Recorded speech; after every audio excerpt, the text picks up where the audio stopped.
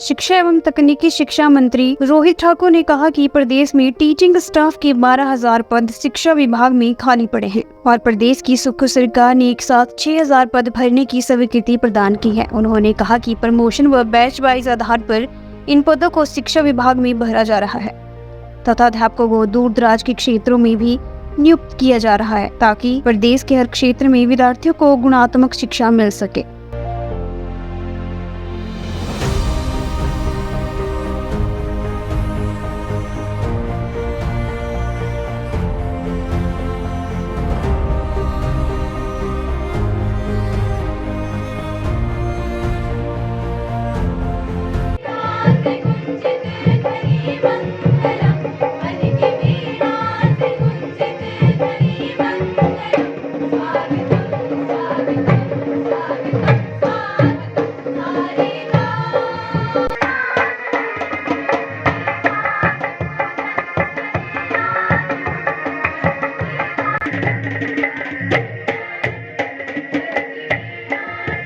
तीन वर्ष बहुत ही महत्वपूर्ण होते हैं।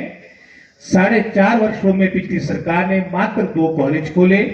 जब चुनाव को मात्र कुछ महीने शेष रह गए थे तब 2 दर्जन खोल दिए और उसके पीछे सोच एक ही थी कि किस तरह से इसका राजनीतिक फायदा मिले। सबसे महत्वपूर्ण है कि आपके स्कूल में टीचर हो, स्टाफ हो, अच्छा आधारभूत ढांचा हो, बिल्डिंग हो, कैंपस हो। कागजों में तो आप नोटिफिकेशन चाहे किसी चीज की खोल दीजिए।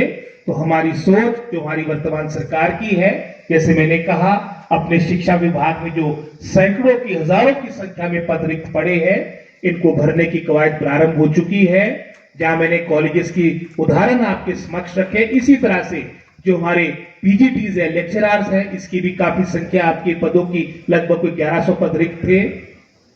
आदि पोस्टें प्रमोशनों के माध्यम से भरी जाती है और आदि आपकी कमीशन के द्वारा डायरेक्ट रिक्रूटमेंट के माध्यम से।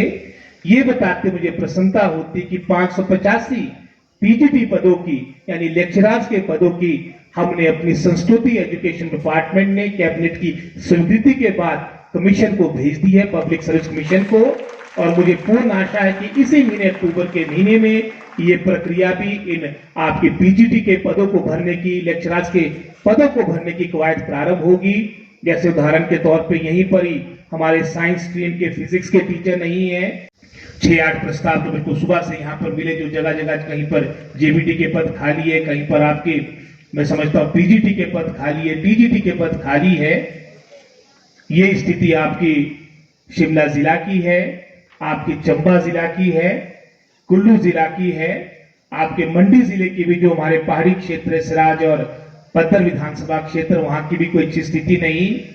हमारे ट्राइबल एरियाज में भी यही स्थिति है।